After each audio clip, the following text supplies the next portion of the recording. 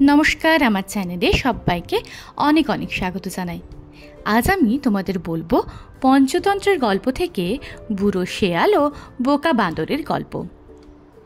এক গভীর জঙ্গলে বাস করত এক বুড়ো শেয়াল। তার অনেক বয়স হওয়ায় অনেকগুলি দাঁত পড়ে গেছে। এখন আর বেশি দৌড়ে সে শিকার করতে পারে না। একদিন সে খাবারের সন্ধানে বের হলো। সারাদিন অনেক ঘুরে ঘুরে ক্লান্ত হয়ে পড়েছে, কিন্তু কোনো খাবারের সন্ধান সে পায়নি। হঠাৎ সে একটি মরা হাতি পড়ে থাকতে দেখল। সে মহা উত্তেজিত ও আনন্দিত হয়ে হাতিটির কাছে ছুটে গেল। সে হাতিটির চারিদিকে ভালো করে ঘুরে ঘুরে দেখল কোথাও ক্ষত চিহ্ন আছে কিনা। না, কোথাও ক্ষত নেই। তখন সে নিজের ফোকলা দাঁত দিয়ে হাতিটির চামড়া ছিঁড়তে চেষ্টা করল, কিন্তু চামড়া ছিঁড়তে পারল না। তখন শেয়ালটি একটি বুদ্ধি করল। সে হাতিটির পাশে এমনভাবে বসে রইল যে তাকে দেখে যে কেউ মনে করবে সে হাতিটিকে পাহারা দিচ্ছে। আসলে শেয়াল চাইছিল যে কোনো একটি জানোয়ার তার কাছে আসুক। কিছুক্ষণ পর সেখান দিয়ে একটি সিংহ যাচ্ছিল। শেয়াল তো দেখে মহা খুশি। সে লাফ দিয়ে উঠে তাকে স্বাগত জানালো। সে সিংহকে বলল, মহারাজ, আমি হাতিটিকে কখন থেকে পাহারা দিচ্ছি। আপনি যদি চান হাতিটিকে খেয়ে ফেলতে পারেন, কিন্তু একটা অনুরোধ আছে, আমাকে একটু ভাগ দেবেন।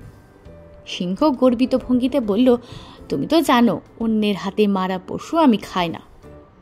শেয়াল তখন বলল, না, হাতিটি আমি মারিনি, ও নিজেই মরে গেছে।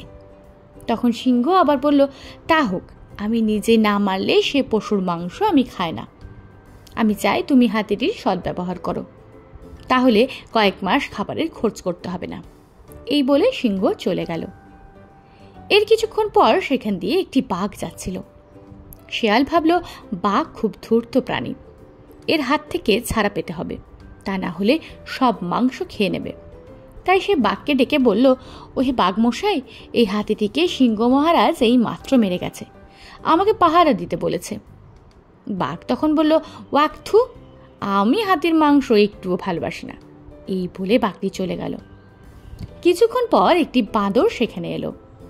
শেয়াল ভাবল, বাঁদরের দাঁত তো খুব শক্ত, তাহলে এই কাজ তাকে দিয়ে করানো যাবে। সে বাঁদরকে দেখে বলল, এসো বন্ধু, তোমাকে দেখে মনে হচ্ছে খুব খিদে পেয়েছে, এসো আমরা মজা করে হাতির মাংস খাই।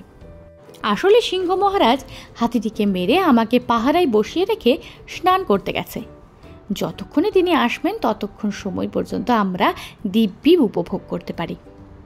বাঁদর তখন বলল, সিংহের খাবারে ভাগ বসিয়ে সামান্য একটু খাবার খেয়ে সাহস দেখাবার বিন্দুমাত্র ইচ্ছে আমার নেই। আমি চাই না এই অপরাধে আমার প্রাণটা যাক।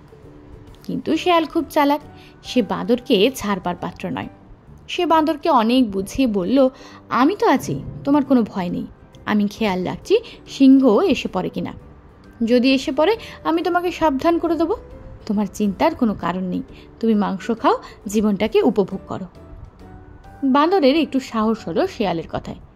সে হাতির গায়ে কামড় বসিয়ে চামড়াটা ছিঁড়ে ফেলল।